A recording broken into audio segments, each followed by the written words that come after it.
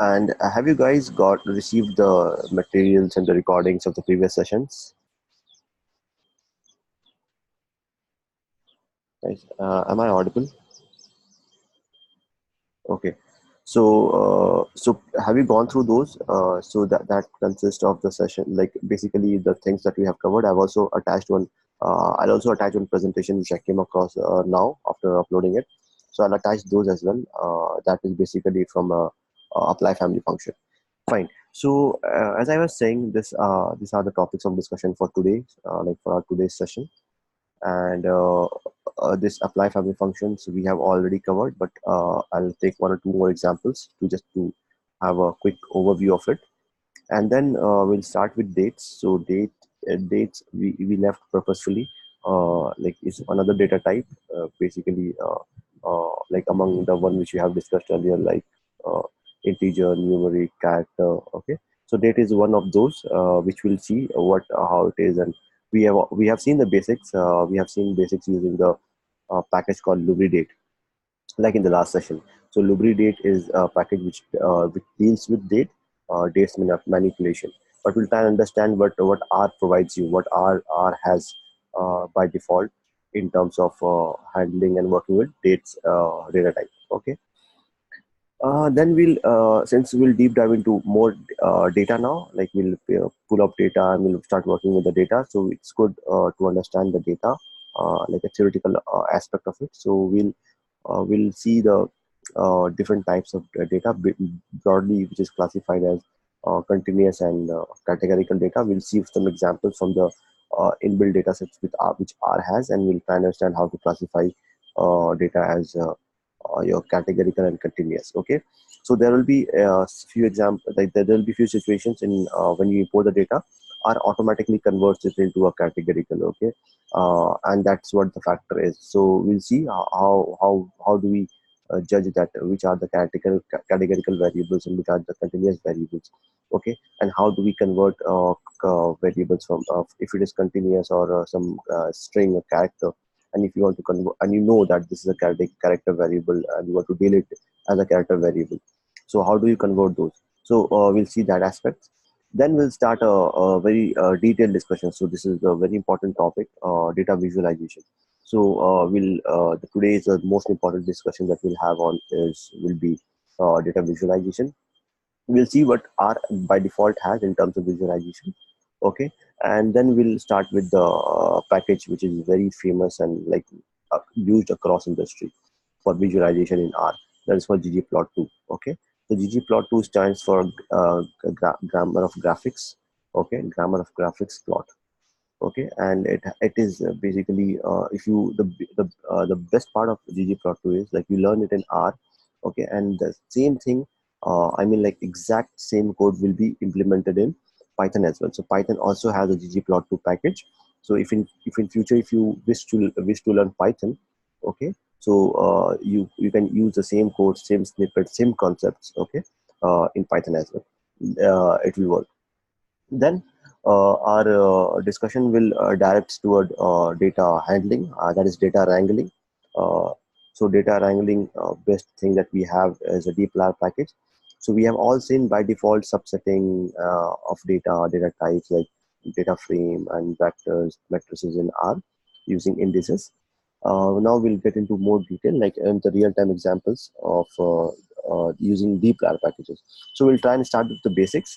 If the time permits, we'll go ahead. And then the next discussion that we'll have probably tomorrow sometime or today evening, we'll plan it. So that will be in detail discussion of dplyr with some good hands-on and examples and case studies. Fine. So guys, let me just quickly take few examples of apply family functions. So apply family functions. So as we saw yesterday, I guess, right? Day before yesterday. So let me just write and check if you have gone through those examples, the one which I have uploaded. Okay. So there are multiple apply. So why it is called apply family? Because it is a family of functions. So you have like apply prefixed by s apply. Uh, you have L apply.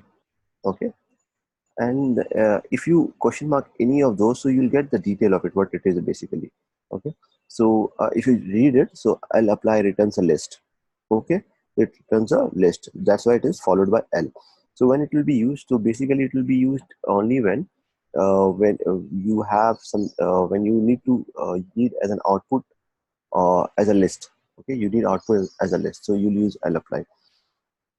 Fine. So and then you have sapply. Sapply is user friendly version and wrapper of lapply. Okay, so this is again a kind of like apply family is similar in all the cases, but like it only varies from in terms of return type. Let's take one example and distinguish between an apply and as apply.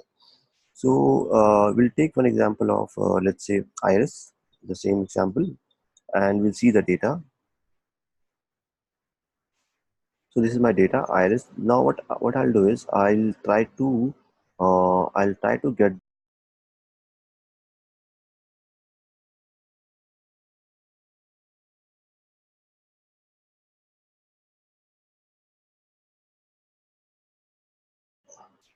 Guys, am I audible now? Because I was dropped out.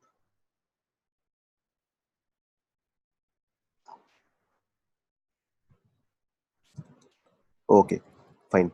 So there was some internet issue here. So my connection was disconnected. Like I was disconnected. Fine. So let's go back and so as I was saying, so I basically want to take some few more examples of apply family functions. So let me take one example of sapply and lapply. Okay, and use it using data in let me use it in the data set called iris. Now if I view iris, so the data looks like the data is like this. I have four continuous columns, okay, which has integers, and I have fifth column which is categorical. So I'll forget about categorical now. So let me take this four columns which is continuous, and let me apply some functions to understand how lapply works and how sapply works. Okay, so let me take uh, lapply first, and I'll take my iris dataset. I want it over like column, so I'll put two.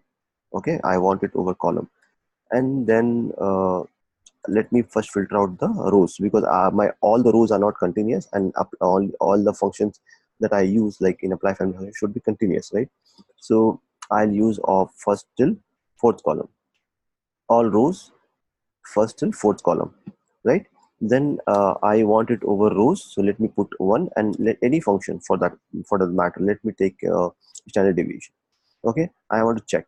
So one, okay, so let me remove this. So what it gives me, by default, I have filtered all rows and I've just taken fourth column. So I wanted to mention the margin here. Okay. And that works without margin. So I put on a function, which is my standard deviation. And the output which I get from lapply is like this. So lapply returns a list. So that's what it said, right? Lapply returns a list. Okay. Now, if you see the output, it is actually a list. So list looks like this, if you remember. So element one, element two, element three, element 4. So we have four elements because we worked on four columns. So this were our four columns that we worked on, right? So we got four output. Fine. So exactly same thing if I do it, and I do it for sapply. I just replace lapply by sapply and do the same thing. So I got this. I am getting this output. So there's no technical difference as such, okay, in this and this, because it's just an arrangement. So I can say lapply returns a list. It's in a list form, and sapply returns a vector. Okay, because it's in a vector form. Okay, so this is how the difference is. So the concept, the implementation remains exactly same. It is just the I mean uh, the output way, the way it is visible to us gets changed, right? Okay, so guys, any questions? So now let me change it with some other function. So I'll take mean now for both the cases, and let me run it. So I get mean of each row. Okay, I get mean of each row. So sepal length row, sepal width. Okay, and I get the mean in lapply, and in an sapply also I get the same output, but in vectorious form. Fine. So this is like few of the cases that I can show you now, and you go and try with like with more examples, and try all permutation and combination, play with it. And if you have any questions or things that is not going good in terms of understanding, so let me know. I'll clear it out in the next sessions or so. Okay, fine. So guys, this was I'll apply loops we have seen. I just copied the snippets, but the important aspect to understand here is dates, which we left earlier because of a better understanding of the data types. Fine. So dates, as I said, is another data type, very important data type that we have, or you can even call it a data object that we have. Like we have numeric, we have integer, we have character. So like the similar aspects, so you have dates. It's a data object, data types. Okay, so now like we all know date is something which varies from zone to zone. I mean, like the way we write a date is very similar to the British way of writing dates, but way Australian writes it, and the US people writes it, so it's in different form. Okay, so it is very obvious when you start working with the real data, so you might get the data from different geographies, and the data format from of the different data sources will be different. Okay, since it's a system generated dates, so it will be different. So in that case, so what you need to do is, our sole aim is to understand first of all, like what is the date pattern the data provides. Okay, club those all in one single format. Okay, so this manipulation and conversion from one format to other format, and bringing them to a standard format, standard workable format, is very important.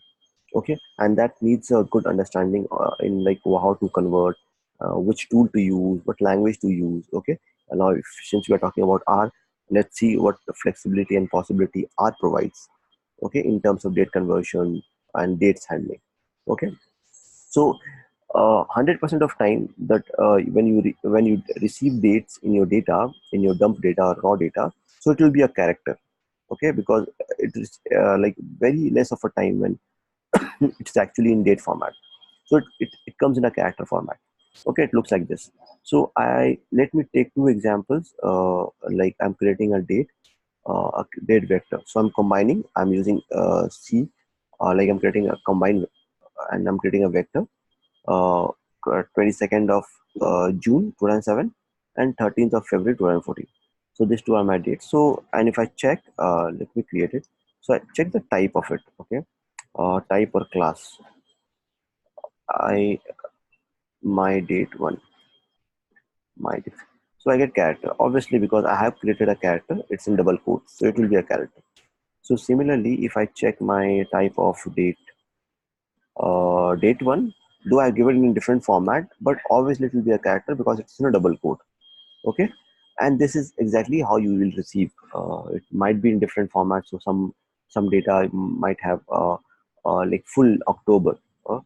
Okay, and some will have only OCT, abbreviation form of month. Okay, some will have numbers. So you cannot help it. You have this different format. You need to understand, and you need to like standardize it based on your need. Okay. Now, so let's go ahead and check what we saw earlier. We saw uh, something called library lubridate. Okay, and what it gave us, gave us the flexibility to convert date into year month format using YMD. Remember, if you guys are aware of it, so if you just question mark and check, so you have like a lot of formats, like which format you want to convert, and what is your expectations. Okay, fine. So that is okay. Now what I'll talk about is more robust and more used in implementation a point of view.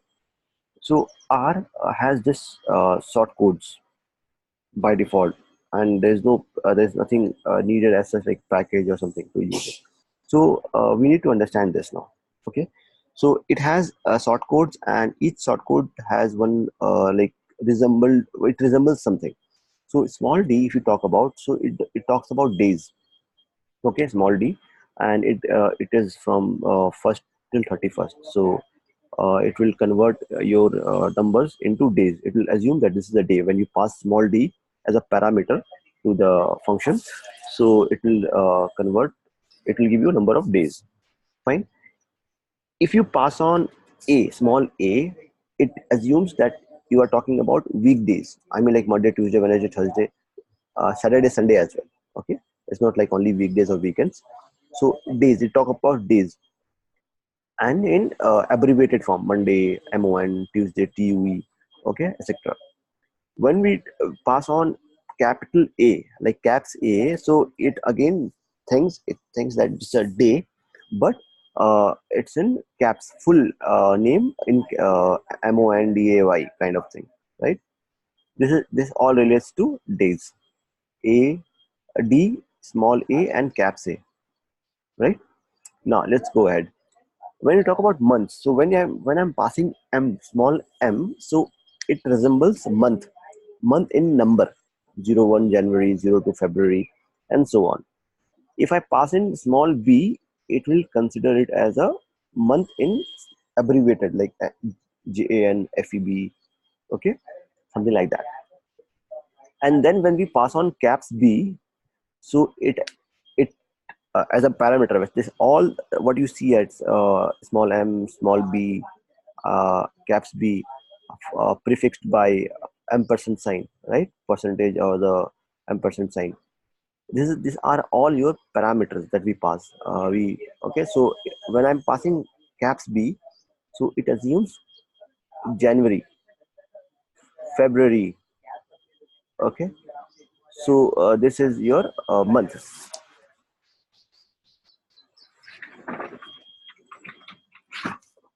So this is your month in caps. I mean, like full January, for January full, February full, and full letter. Then we have seen days, we have seen month. Now it is year. Okay. So when we pass small y as a parameter, so R assumes it's like you're talking about 19, 20, 22, 21, 1998. Only the last two, uh, I mean, digits of your year. So if you're talking about 2019 and you pass Y, so automatically R will pull out 19 from that. Okay, and it will show you as an output. Okay, so we use this. But when we pass full, like caps ampersand caps Y, so it will take consider 2019, 2022, etc. Okay, so this is the by default format, and you only have this scope, so you need to play with this. So there are total 8 parameters, okay, that you can pass, and it's easy to remember. A, like in terms of days, it is DAA. In terms of month, it's MBB. Okay, and it's in year, it's okay, a small y and caps Y. Now fine, let's try and use it in our system. So I with few examples. So what I'll do is I will basically create one date. So my date is already created. So my date one, let's take one example. Let it be like this, because this will be used. What I'll do is I'll take 2019. Okay, 22nd January 2019 is I've created one variable, my date one. Okay, and I'll just see how do we convert those into different formats. So what format I have is by default is this. Let's copy this and keep it here. Now, so what I'm doing is we'll try and understand this with this now. Okay, so I'm trying to convert, first of all, as dot date is converting my character. This is my date one is my dates one is character. I'm converting that into a date format, proper date. So when you type of my date two, so you should get an output, uh, a date rather than a character, which we got here. Okay, and what is the format I'm passing? Small d, which says number, integer number of days. Okay, big B. Okay, big B is your January full. So though I'm passing Jan as a small here, it should convert that into a big January in full. Okay, and then caps Y. So that caps Y means like full year. This is my requirement. So basically, I'm gonna let me run this and check what it has. So Okay, okay, it got converted. Now let's see the format now. Type of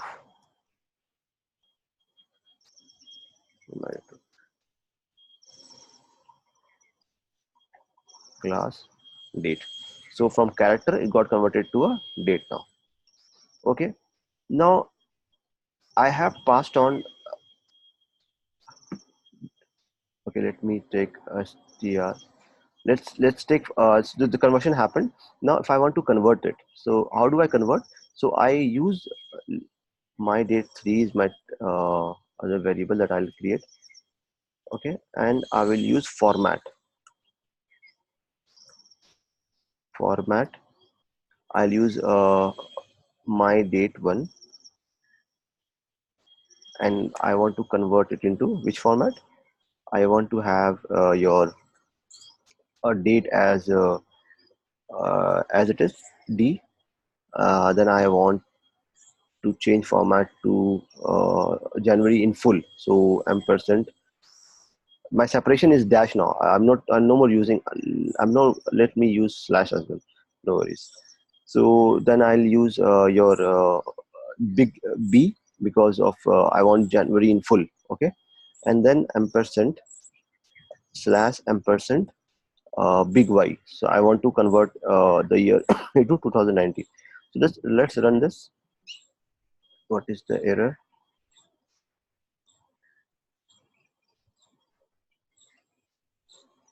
Uh, it should work. My date is a character, right? Oh, sorry. Okay, here I have. Okay,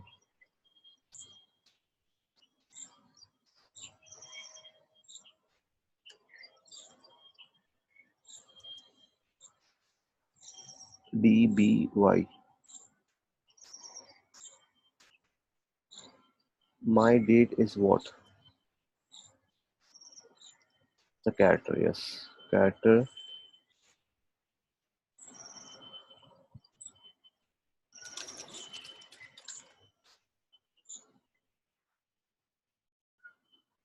Error format default invalid trim argument. So I'm not trimming anything.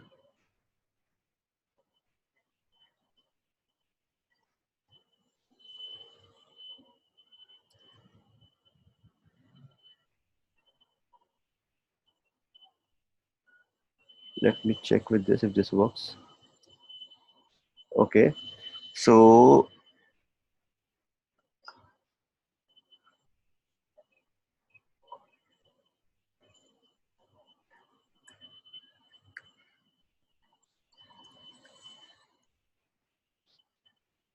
my date 3 is running well.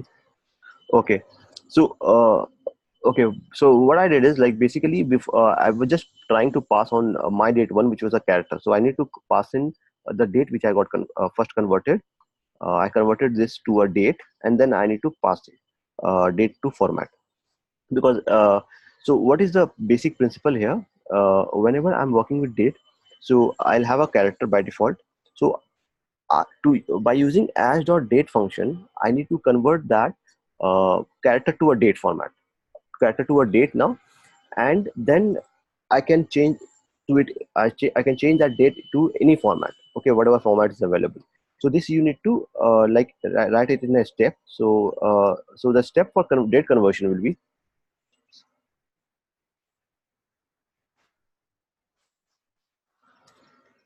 convert. First will be convert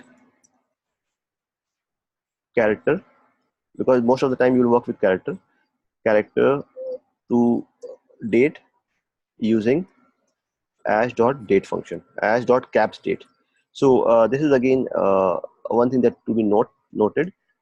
You will have small date as well, but that is not the one which will work in. So you'll have also this, okay, and it will run sometimes without error. So but this will not convert the date into your desired format. So you'll have to use as.caps date. Okay, then once you convert the date, the second step will be using format function, convert your So like original date to desired format. Okay, and the format is listed below. This is the format. Okay, now let's take some more examples and understand it. So I have my date to created. So my date to is this. Okay, how does it look? So it looks like this, my date to.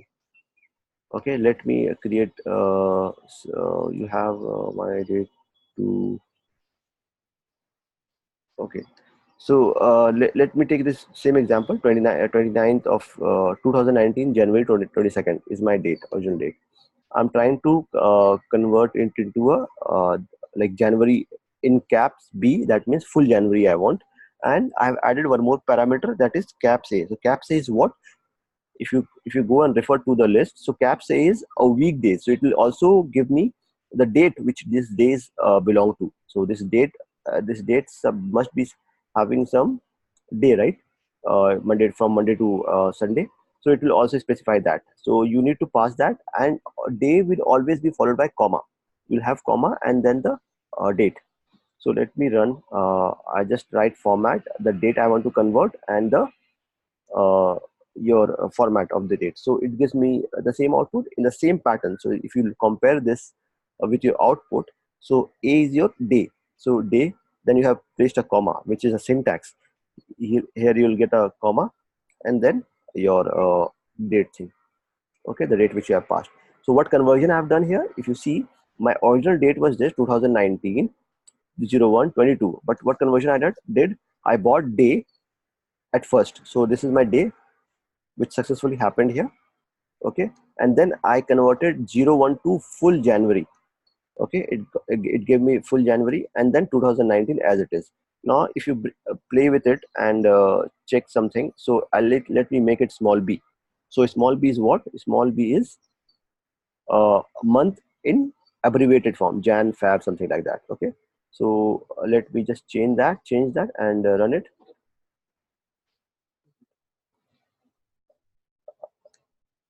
So I get the output, instead of full January, I get January in abbreviated form. Fine. And you can even change this. So like if you don't want Tuesday in full, okay, so you have other options. What is the option? So you can put a small a to check here.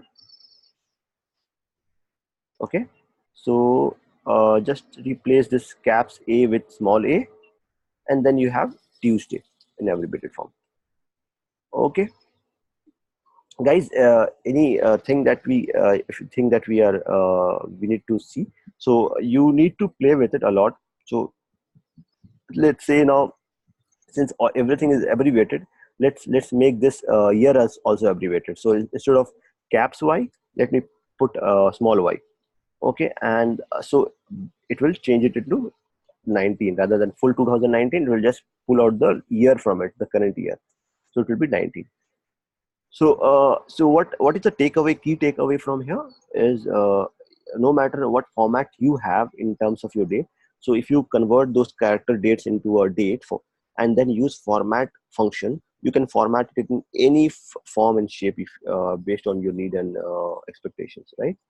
So this is your key things from here.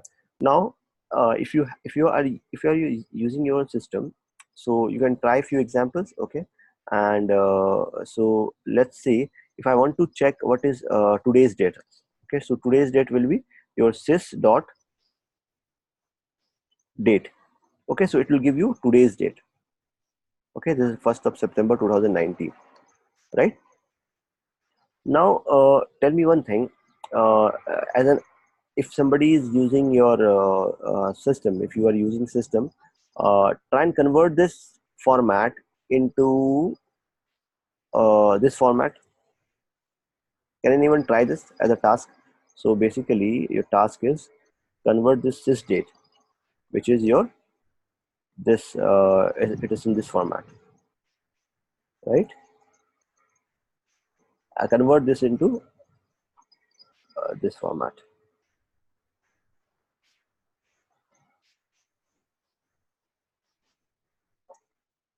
Okay, let's take 5 minutes like of exercise and do this. If whoever is working in the system, you can check the question from here. This is my sys date. This is in this format, and we need to convert this into this format.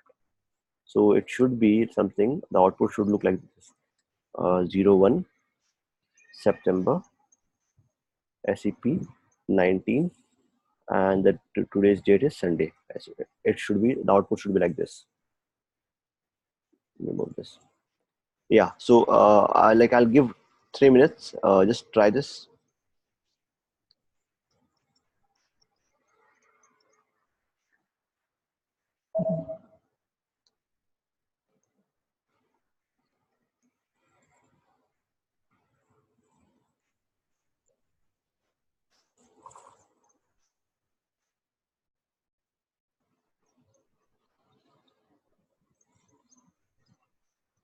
If you have any challenge, so let me know.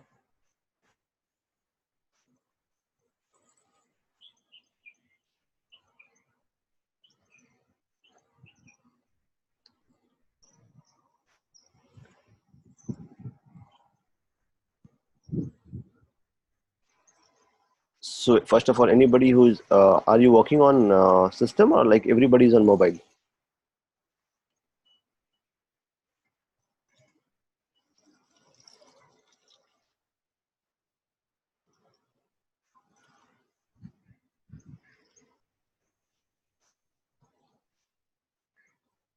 So Sanchita is in mobile, Ritushri is in mobile.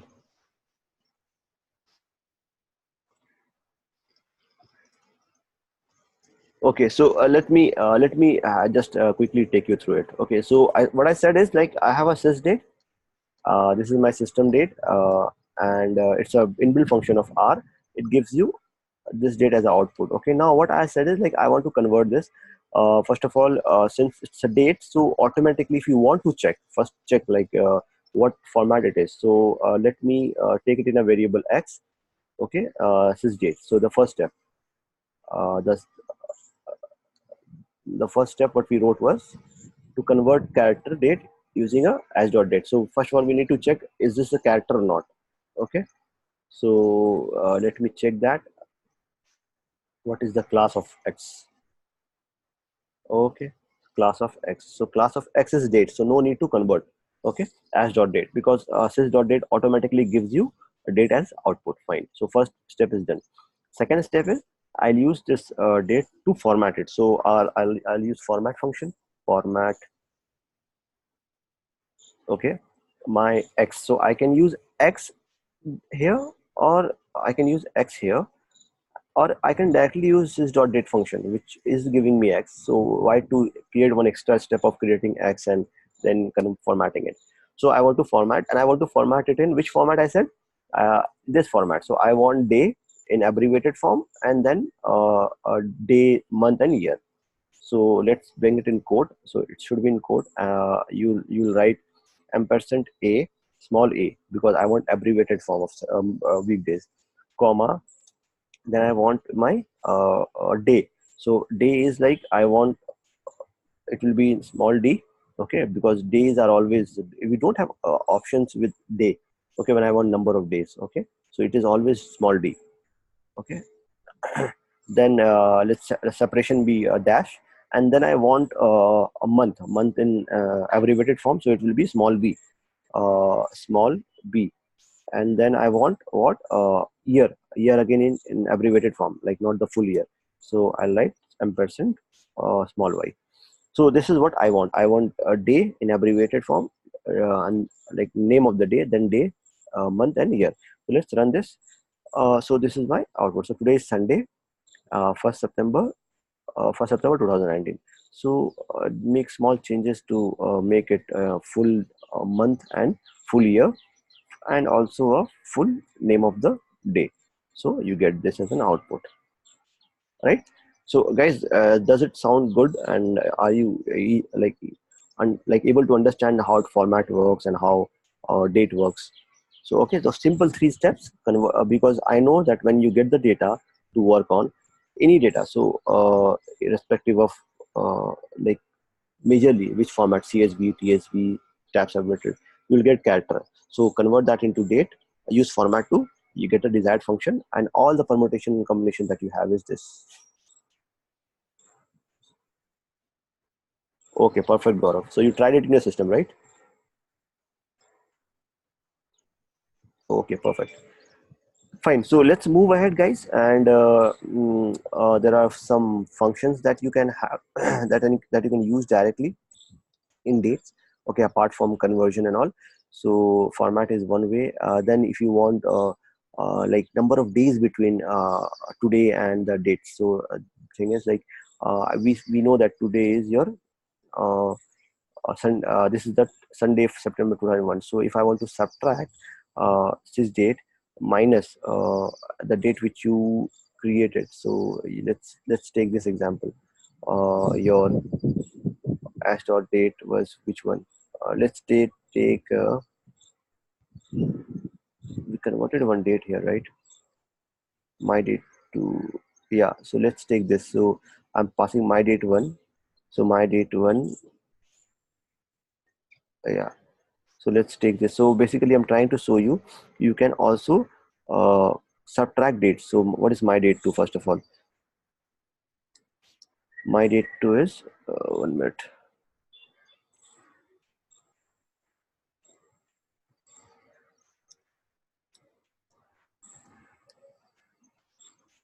My date 2 is your 22nd January 2019.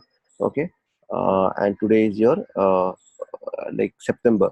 So I want to know what is the difference between today and January 2000. How many days are we lagging? So I can simply subtract two dates, okay, and get the number of days, difference of days. So the difference of 222 days. I mean, like from 1st of January till 1st of September, we have 222 days. Okay, so only one thing that you need to keep in mind, any date operation that we do between two dates, both the dates should be having the same type. So I mean, like if you check the class of day class 2, it is date, and my system date is automatically a date. Okay, but if you try and convert, if it is a character, okay, like let's say if you have a character my date 1, okay, which is a character.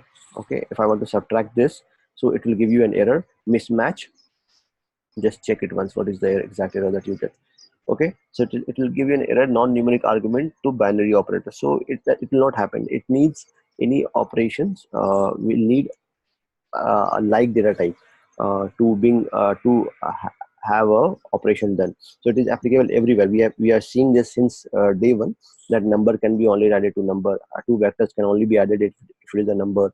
Two vector, it can only be subtracted if it is numeric in nature. Okay, so similarly here, if two dates can only be subtracted, added, or whatever operation you want. If you want number of days, number of months, okay, only when you have both the dates and all the dates in same format of dates. Okay, so this is one operation that is very useful. Okay, yeah, few more examples that you will come along. I have here, which you can try when I send you the scripts. Okay, so far this is what we have in dates. So there are a lot of things that you should try, or you can try. Okay, go ahead with that. Okay, if you have any doubts, definitely we can discuss. Now let's start with our important, today's, like one of the most important discussions for today was visualization. Okay, let's start with visualization, guys. Okay, so before we deep dive into ggplot, so let's see the I mean the default uh, uh, like features that R provides in terms of visualization. So R has a like default like plots and techniques that you can use, and that is the reason you have plots here. You remember, so you have plots here. So in default, R has some thing, but that those are very basics in terms of visualization. Okay, but still we use it for when we start with the data exploration, and also it at times becomes very handy. Okay, so let us take few examples. So let me start with data set of MP. Let me start with Iris. Iris. Yeah. So let's take MPG only. It has a bigger data set. So let's understand MPG first. Okay. So what is MPG? Mm, uh, okay. So before visualization, guys. So before visualization, we start. So there's one topic that I mentioned here. That was continuous and categorical variable, right? So which I missed. So now after this, we'll see that. Then we'll start with the visualization, because in visualization, I'll be using categorical and continuous term very like now and then. Okay. So now, when I talk about your types of data, so basically I'm referring to a data types.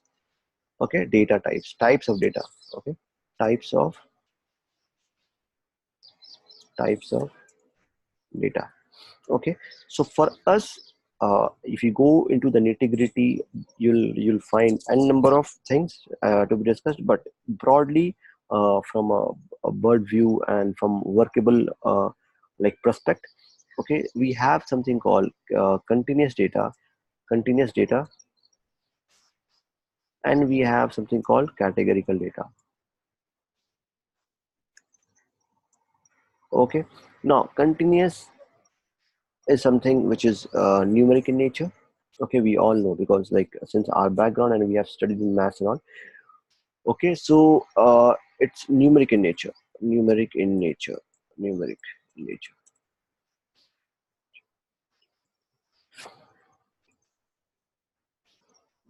Okay, uh, so when I talk about categorical, so categorical is what? So you can talk discrete.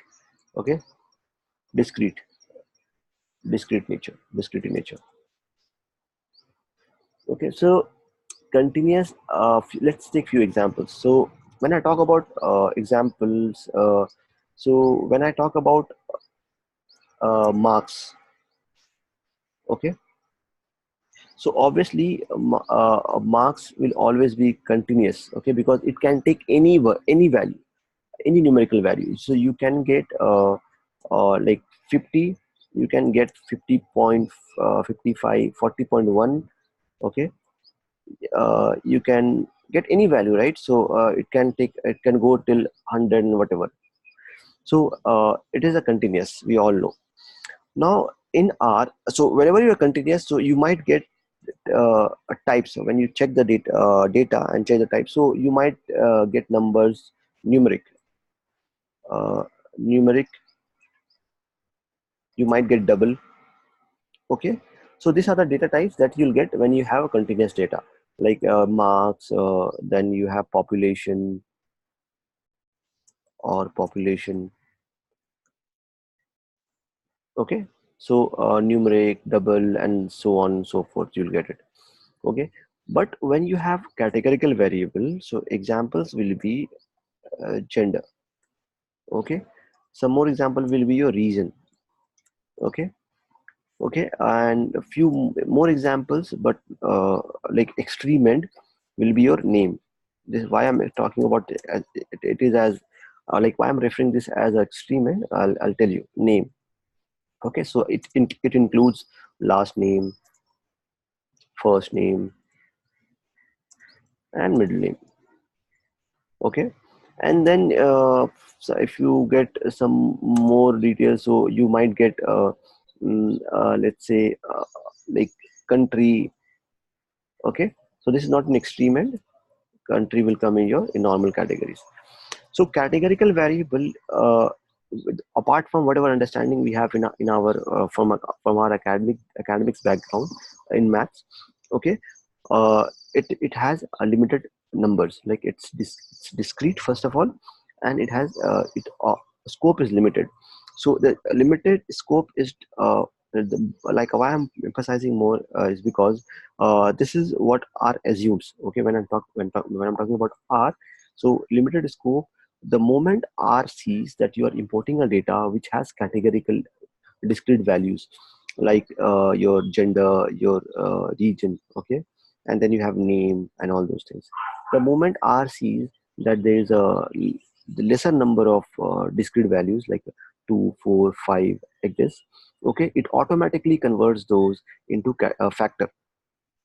Okay, and if you see this, it's a discrete value, but it is lot in variety. I mean, like name, so name can be, if you have 1 million rows, so there are huge chances that at least there will be uh, zero point 0.2 million distinct names. Obviously, it can happen. 0.15 million distinct names. So R will not touch that and convert that into factor. Okay, and when you import data and you see that your data has a let's say you have something from India, the data is from India. So gender, you'll have male and female. Okay, so R sees that it's a discrete categorical variable, and the discrete value is two. Okay, two different values. It will automatically convert those into a factor. When you import data and you see that you have name in that, and like in India, you understand like how different and how difficult name is. So it's so many varieties of name. It will not touch that, it will not convert that, it will let it be like a character. Okay, now you come along a region. So region, like let's say from by region I'm referring to a state. So it will say there are 29, 30 states. Okay, it will say, yeah, limited scope, let's convert that into a factor. And sometimes it will not convert, so you can convert manually. Okay, so this is the discussion, and let's take one example using view. Now I have this data. Okay, I have this data which there are some columns. So let's see how many columns I have. Call names is in mpg. So you have around 11 columns. Okay, now in 11 column, manufacturer. So manufacturer is what? Your brand. Okay, so Audi, Chevrolet, then you have Dodge, and so on and so forth. So now if you want to check distinct or distinct of unique value, unique of mpg dollar manufacturer. So you have around 11, 12, 13, 14, 15 different manufacturers. Okay, you have 15 different manufacturers. Okay, and 1 minute. Different. So what will happen now?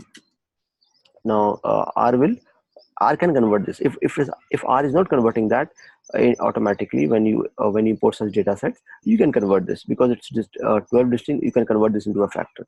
So factor by default in R means category. Okay, it's a categorical data, and the labels that you get. So when you convert factor data into a factor, you get a labels. So that labels is basically like your different categories. Okay,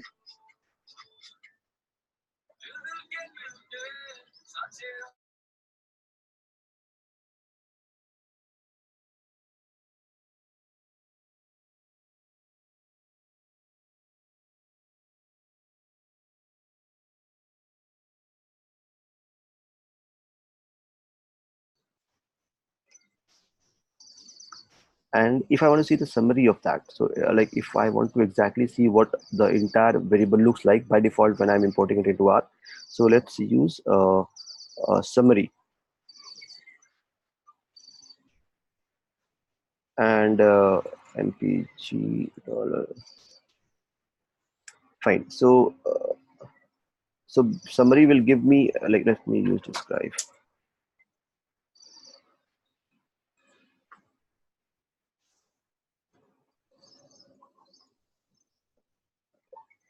But let me check the structure of it. I want to see like what by default R has for mpg. So this is the output, and this is the entire variable that you have. And for each variable, see here, R has not converted this into a factor.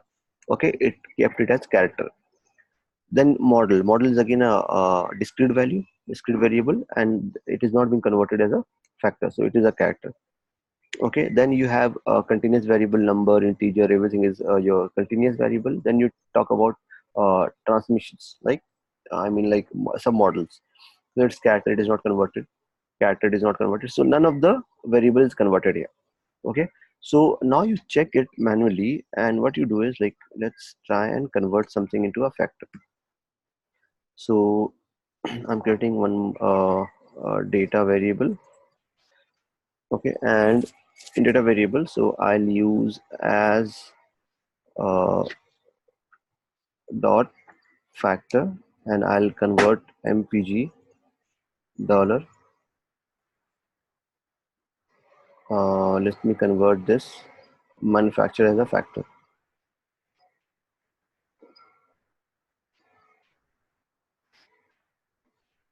MPG, sorry. Okay, now I'll check what is there in the data. It will be a factor. Okay, so let's take, what is the label? So label is 15 labels. So 15 labels, like 15 manufacturer got converted to a 15 labels. Okay, and it became a categorical variable. So earlier it was a categorical variable, but it was a character. Now you converted that into a labels of factor, right? So you got understanding. Now when you see the structure of the data, so uh, when you see the structure of another data, let me check with str iris. Okay, so here what you see, like we all knew that when we saw the data, so first four were continuous, we all knew that. So and in the fifth one, sorry, so I had a variable called flower type species, and there were only three labels, and R automatically converted those into a factor with three labels. Okay, now why we where we use it? So we use it in modeling, we use it in machine learning, we use a lot it in visualization. Okay, that's the reason I'm taking this up in point where we have a use of it, like going ahead. So when I want to, let's say for example, we all know that how bar chart works, right? Bar chart and histogram works. So and when we have a continuous data, so we prepare a bar chart, right? We have a bar chart or like continuous, any continuous chart for a continuous data. But for categorical data, we have something called histogram, which gives me the count of a discrete variable, right?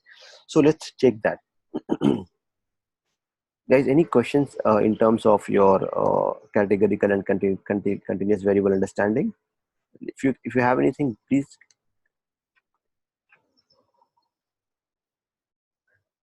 Can we calculate? There's one question: can we calculate our age from today's date?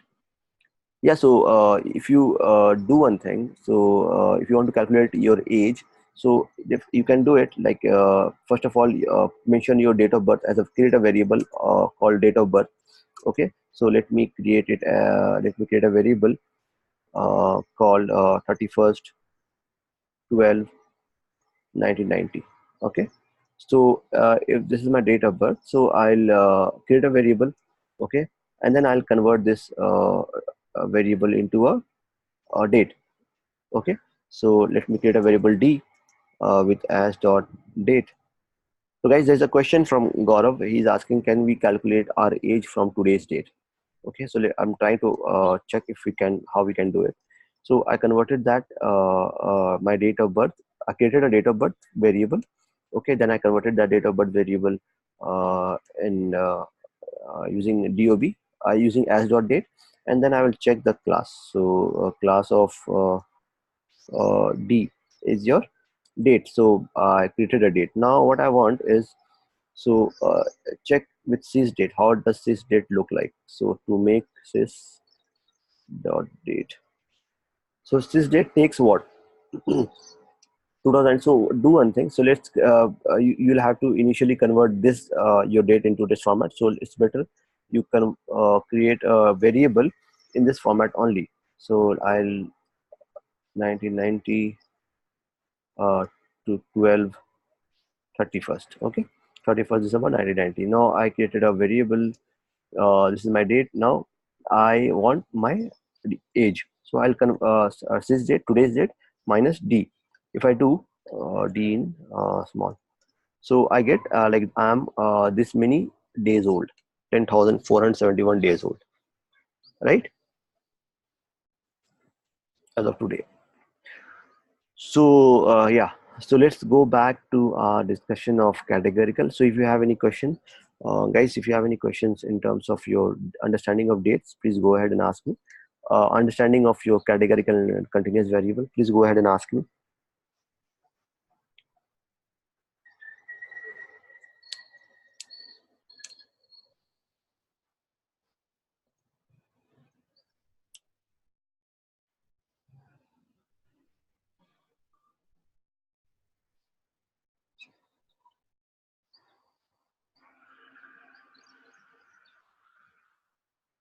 Okay, so Okay, so now let's go ahead and let's understand like how we use this in visualization, the categorical variable and the factors that we create, that the R creates, or any conversion that we do.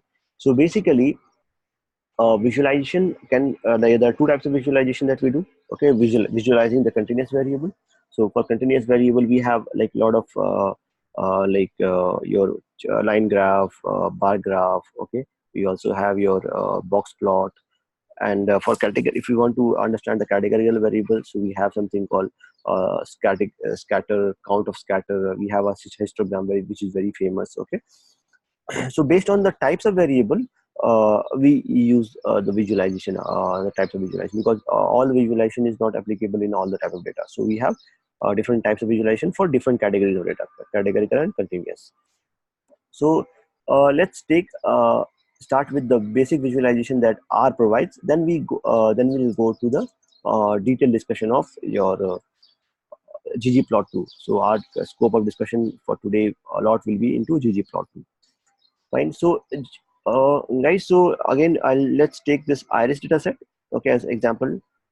Iris dataset. So iris, as I said, if you see the structure, so you have continuous variable. So for all this continuous variable, we can do all continuous variable plotting. So let's do a plotting of let's plot a histogram. Okay, histogram. So histogram will come by default with HIST. Okay, so if you want to know more about it, so question mark. So this will give you a histogram. Okay, and what is histogram? Histogram is generic fixed complete a histogram of a given data value. If plot is equal to true, the resulting object of class histogram is plotted. Okay, so how do we plot it? So we simply write hist. Okay, and you what you want to plot. So I want to plot in iris dataset. I want to plot your species ka count, species wise count. So I run this access numeric. Okay, sorry. So let me take your sepal length.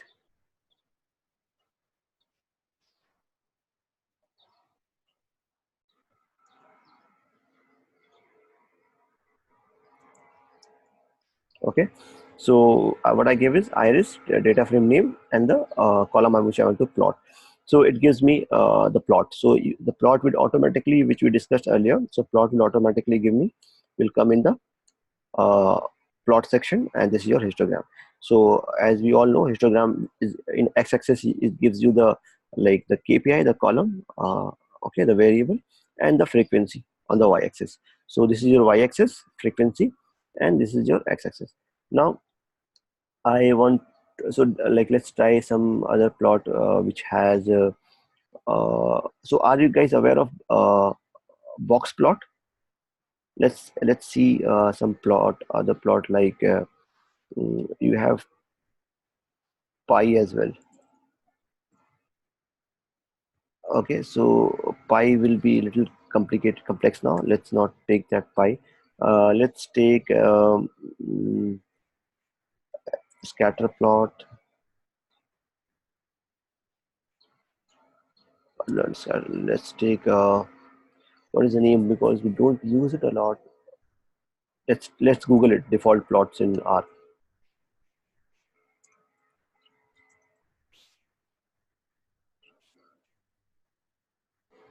Okay, so what and all it has.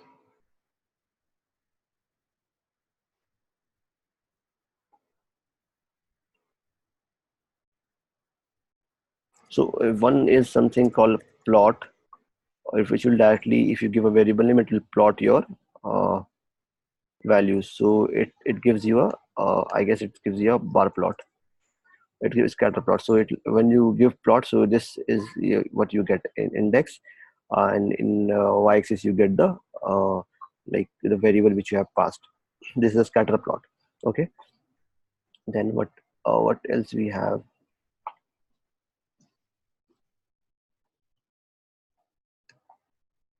So since we don't work a lot, so let's forget about this. So let's uh, think about the, this is a default plot which R has, and it's very basic. Now our like agenda for discussion today is ggplot2. Okay, we are going to discuss ggplot2. ggplot2.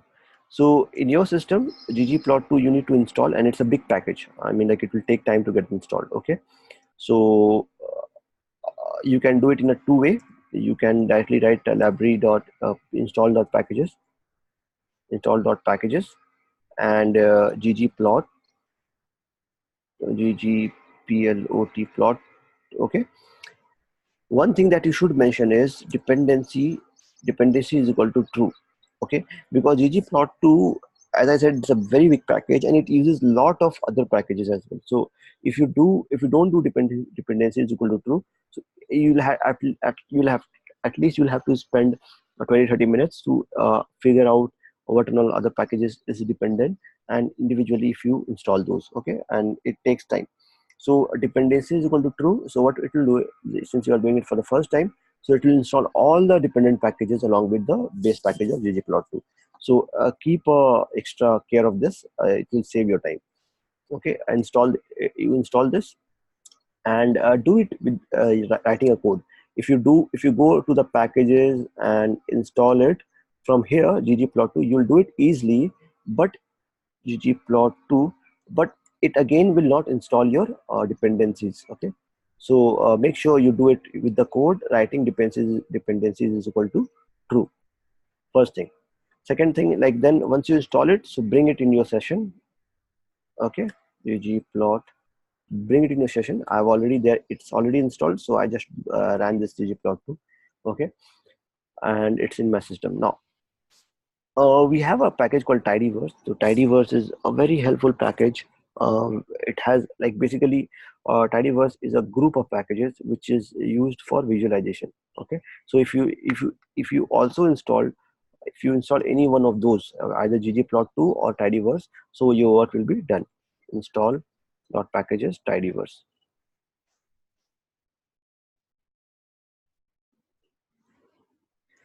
Okay, you can install this. So this will also install ggplot2. Along with the ggplot2, it will install everything, okay, which you need for visualization.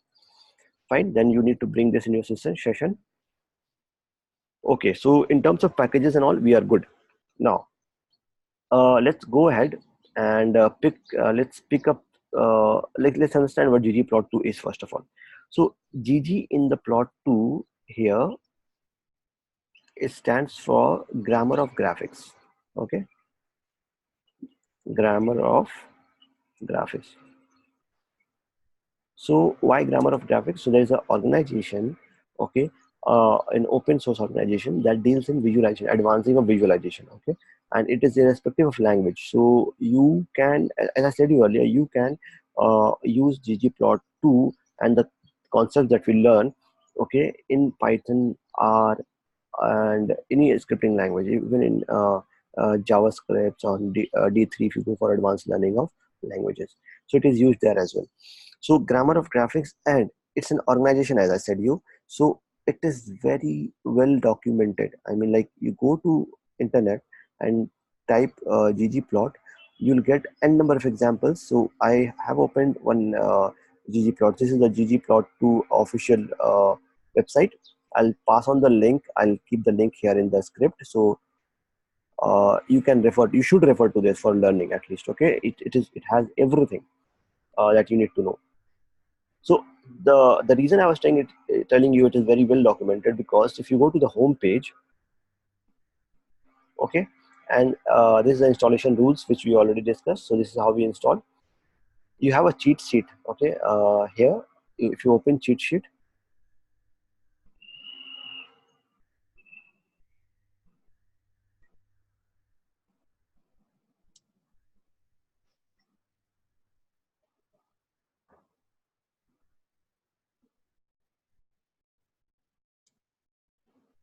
so it has codes and the type of graphs you need. Okay, so if you refer to this, so it almost covers everything. So we'll understand what is all the technical term, but in terms of materials, you don't need to worry. And if in terms of code, you don't need to worry, because everything is very well documented. You need to understand the basics. Okay, and you are ready to go in terms of visualization in R. Fine. Now, what is more important is to see the type of uh, code they write here. Okay, with the graph. So we have good examples with the visualization, and which you can refer to. Okay, so this is something which you should refer in terms of visualization. Now, we once we install the packages, so let me go back to my presentation here. I have a presentation for uh, yeah. So I'll share this presentation. So ggplot2 like is the it has a book, but the slide is prepared from the book. I mean, yeah, okay.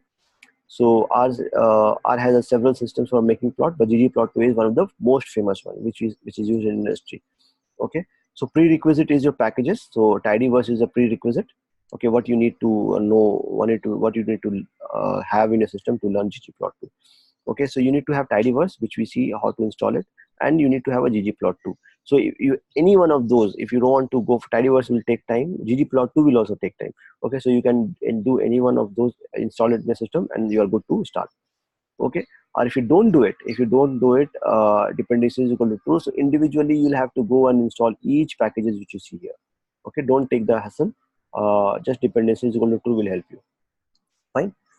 Now, let's get into the data now. So I will take as an example of this learning, we'll take MPG, okay, as our data set. Okay, so this is MPG. In terms of data, it has manufacturer, which is giving me the brand, a company name, a model, the car model, your displacement, what is the displacement it has, year of launch, number of cylinders. Okay, transmission, like your it is manual or auto. Okay, then you have DRV. I mean, like it's a full. What the DRV stands for is basically, I'm not getting it. Okay, so let me check. It's basically a number of engine, I guess. Okay, and then you have some technical aspects of car, class, compact, and all those things. Fine. Now let's see, we saw the view of the data. Now let's see the structure of the data. Okay, structure using str mpg. Okay, so in terms of structure, you have a lot of characters. You have numeric, integer, character. Okay, yeah, this is the structure of the data. Now, if you, let's go ahead. So let's start with the canvas creation. So ggplot2 as a like language. So ggplot2, as I said, is altogether a different language, grammar. So it has a concept. So it has a what concept it has. So first of all, uh, you need to create a canvas. So like entire ggplot2 works in a concept of layer. So one layer on top of other layer on top of other layer. So whatever you do happens in layer. So what do you mean by layer? So when I write ggplot, so it accepts me to pass in the data which I need to work on. So I'm working with mpg data. Okay, then this is my first this is my first layer. Okay, I provided the data. Okay, so if I then what will be my second layer will be my axis. Okay, first layer, like when I talk about when I talk just pass on my data to ggplot2, so it creates a canvas. So see here, it shows nothing, but it shows a grade region. So if you notice it here, earlier like, let me clear this. Yes, so the plot section is white now. Okay, here we have, it is white. Now if I create first layer, so first layer is your grade layer. It's a blank thing, it just occupied the section in the like R plot area, which is gray. So it says this is your plotting area, first layer. Now second layer will be your axis, like x-axis and y-axis. So that is we call like aesthetic, AES, sorry, AES, aesthetic. Okay, so what is aesthetic? Aesthetic mapping, it plots your x and y-axis. So you pass in your x-axis and then comma your y-axis. Okay, you run this. So what happens, your canvas is created, and then your x and y axis is defined. Though you have not passed in any data, you can pass in your data. Okay, now This is your first and second layer. So this is your second layer and this is your first layer. Okay, now the third layer you just need to add on top of first and second layer. You add, and you, this is where you'll pass in like what you want in terms of visualization. Okay, how you want to visualize your data. So let's say column name, column names, mpg, what is,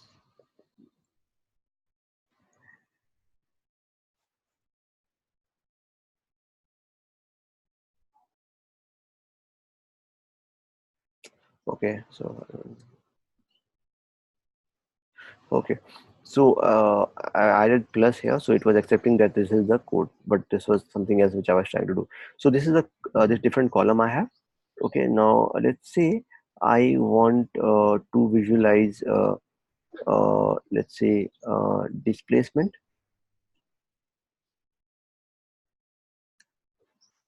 in x-axis and in y-axis. Let's take the example which I'm using here. Yeah, displacement, and in hyw in my y-axis. I just passed on my data to the in the second layer. Okay, let's run this. Okay, it is what it did is it created a canvas. That was the first layer. In second layer it created a x and y axis. Okay, but we see anything? We don't see, we have not seen anything here because it's blank. We have not passed in any format what I want to see. Okay, though it has data here. You see numbers, you see the legends in x and y axis both. Okay, and this legends, like what you see in the ranges in the x and y axis, will be is pulled out from your data. If you see the min max of your x and y axis, so it should be minimum 0 and maximum 7, minimum 0 and maximum order 50 it is. Now the third layer is, as I was saying, you need to add one layer in terms of visualization, like what you want to visualize. So let's say you wrote this, you just press tab here. Okay, just write GOM. GOM, this is basically a geometry. It refers to a geometry. GOM. Okay, so what is GOM stands for? Geometry. What you want to visualize, what geometrical form you want, what geometrical shape you want. Okay, what geometrical line you want. So form, shape and line. So we'll get it from here. So you write geom, tab enter, and you get n number of options. So this all options you can use it. Okay, geom curve, geom density, geom hexagon. Okay, geom line, geom text, geom smooth, geom rug, contile, polygon, point, map. Okay, line, histogram. Okay, you see n number of options. So let's start with very basic. I just want point now, geo point. Okay, and then run it. So what will happen in the same one layer and second layer, third layer will be plotted with, which is called point. Okay, so all the data along with displacement and HWY axis, it got plotted. Guys, am I clear? Okay, now, so now here comes the understanding of your data. What it is, like, is it categorical, numerical? You can plot categorical versus numerical, numerical versus categorical, and likewise you'll keep on getting error as well. So you need to figure out, was your logic correct? Okay, so you need to do that. Okay, now in this we'll try different permutation and combination. Let's go back to the slides and see. So we created first layer, this was my second layer. Okay, then what I did is I, in geoms, that is geometry, I have this many. I've like quoted few of the important one, but apart from this also you have lot many other options. Okay, violin is used a lot when you do data exploration in R. Okay, when you are doing, when you are exploring data, missing value and all those things, so you use violin a lot. Okay, okay, so let's, you have seen geom. Now let's go ahead, let's add a geom. I have added one geom, and we saw point. Okay, geom point we saw, where it is, it's not here. Okay, so now let's add some more geometry. So I'll add a histogram. Okay, so here comes the error. It says that must not be with y-axis, so you should not specify y-axis here, so it should be only x-axis. Okay, histograms take one, and the other like y-axis is automatically the count, the frequency, if you remember. Now here is the histogram. It is the displacement, which is my x-axis, which I have passed on, and then the frequency in your y-axis. Okay, so error is very self-understanding once you get it, and just you need to fix and visualize your data. Okay, so we saw histogram. Let's not keep. I'll not remove anything so that you can refer it later as well. I'll keep on adding new one. This was point x, and in y I was hwy, right? Now let's go ahead and create a bar chart. Let's see how does it look. Bar chart. Now in bar chart we need to specify what, like x and y both, right? So if you pass one, so it will give it, it is okay, so it takes only one axis.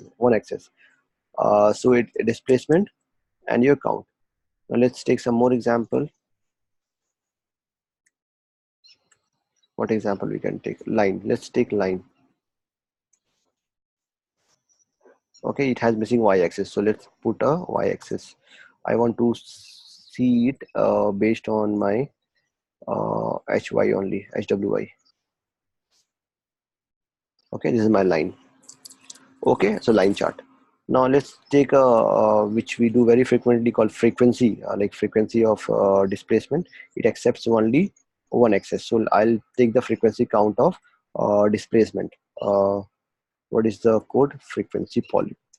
Okay, this is my frequency plot, guys. Okay, so if you can zoom it and have a better look on this, like how does your number look like and all. Okay, and if you want to save it, you need to export it in your whichever format, image, pdf, and save it in your system. Okay, and paste it into your presentation where you are going for presentation showing a case study. You can do this. Fine. So try like different combination permutation. Let's go ahead and what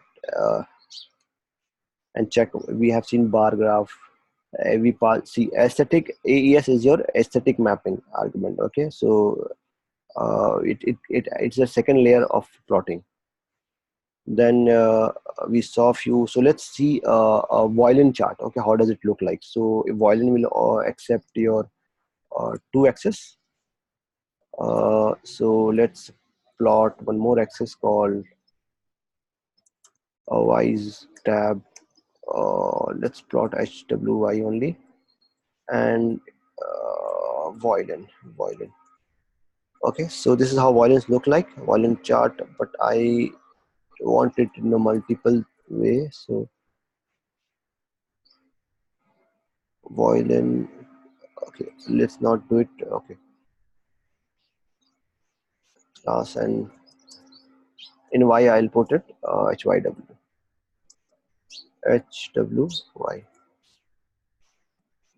Okay, so this is my violin chart for each class. That's two-seater. Okay, this is the like horsepower. This is a horsepower, I guess. Okay, so this is compact.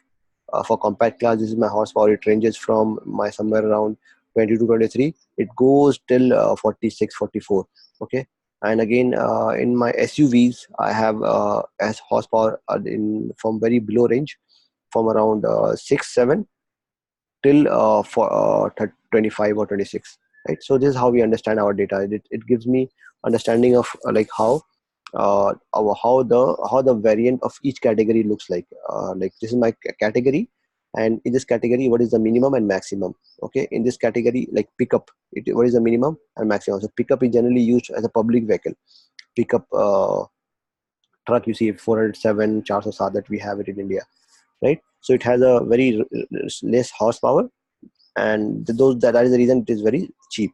Okay, so you get understanding of the data. So one more plot that we can look at is a very important one, is a box plot.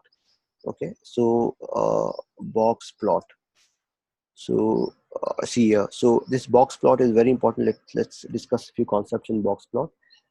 So box plot, guys, let's understand here. So for each category, for each class of car, like two-seater, okay, so you have like this is your it is divided into four like different labels. Okay, this is your like first quartile, this is your second quartile, okay, this is your third quartile, and this is your fourth quartile.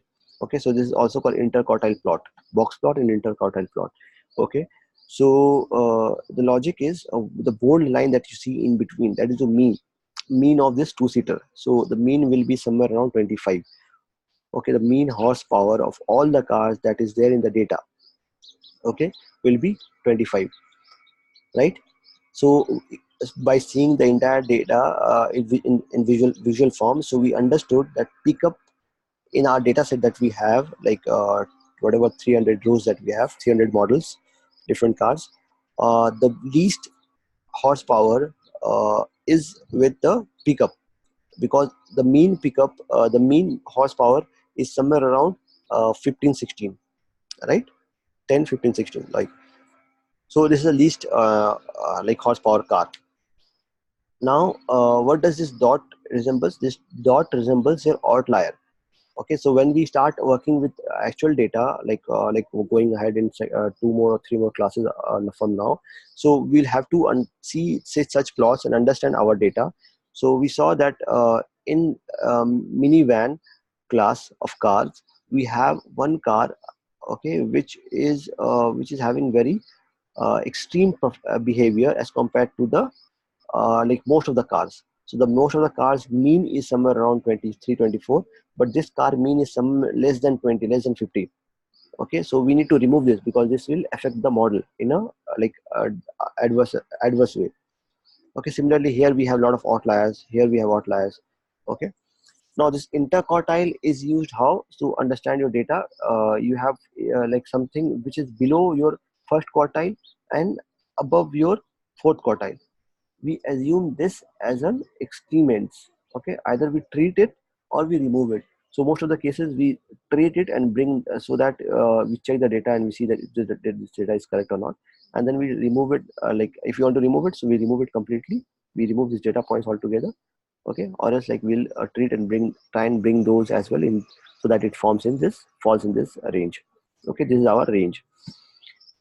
Fine. So this was more about interquartile plot.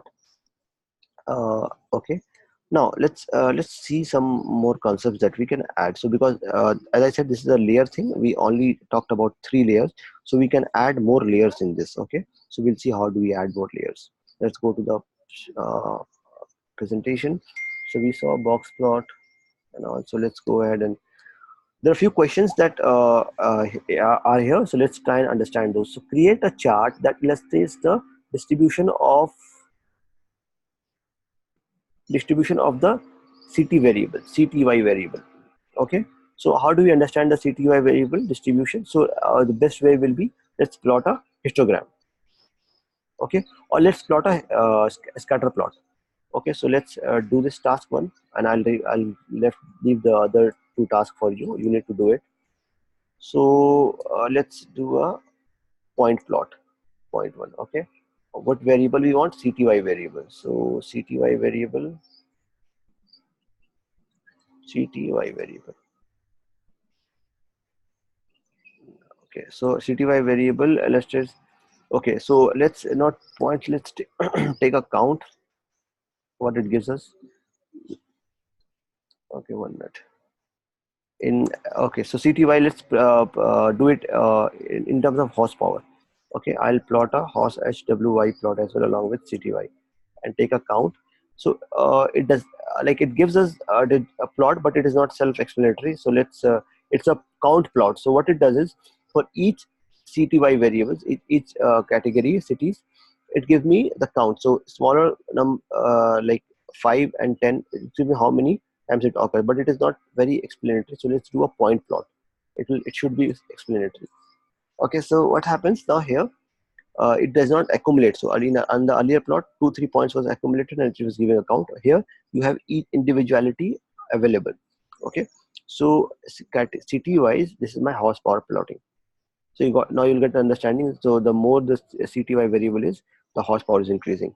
Okay, right? So this exactly has a linear behavior. So if I want, so even I can uh, add one more layer, okay, geom line, okay, so which will plot a line here, okay, or I mean like it will show you the linear behavior. So I'll remove this point and try with this.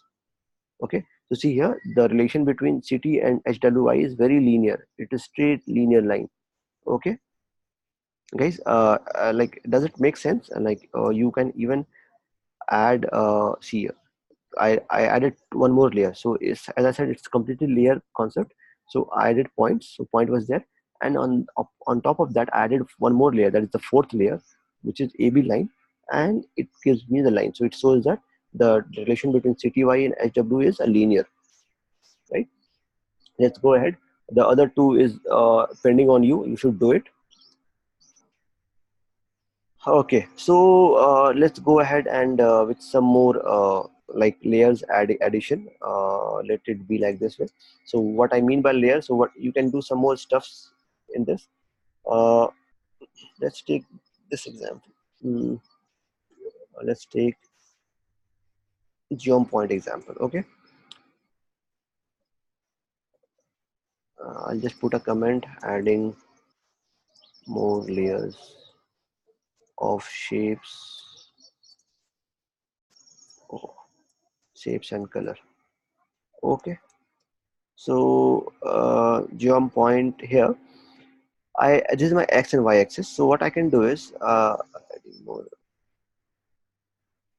or features. Okay. So now what I'll do is I'll add a uh, like first of all, how does it look like? HY W Y. This is my point. Okay. I don't know if I want to see the legends. Okay. I want to see like how does it look or color it. So it's very easy here. I just need to put comma. I'll write color. Okay. How I want to color it. So let me color it using my displacement variable. So color is displacement. Okay, so I'll get a legend. Okay, this is my thing. I'll get a legend which will be colored here. So two is the darkest. So whatever you have is darkest. So it's not making a lot of sense now, but yeah. So color feature you can understand. You can just add color here and displacement. What you want to color it on. Okay, so if you want to color it on class. Okay, class is the third variable which we have not used, and it is a category. So color should always be a category. I want to use class. Okay, so let's see. So it has colored displacement versus horsepower, and it has colored in which class it falls. So all the greens that you see here are which category? It is a mid-size car. Okay, it has a decent displacement. So the one which has a like maximum displacement, this is orange. So uh, what is this? This is a two-seater. Two-seaters are obviously very high, very like high-speed cars. So it has a very high displacement, right? And it has a decent horsepower as well. Okay, see this, the purple one. This is very high, like it's very highly horsepower car. What is this?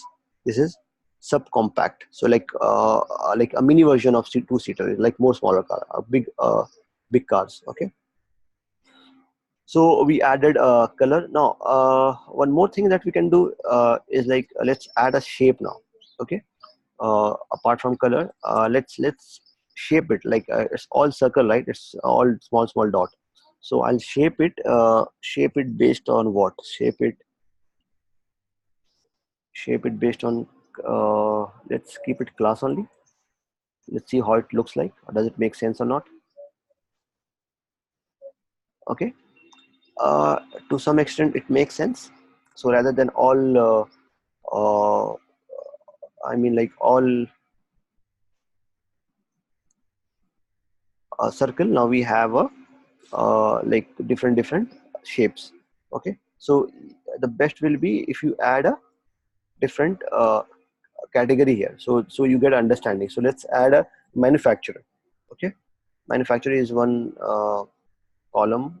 Let's copy this and understand it. How does it look? How the data looks like?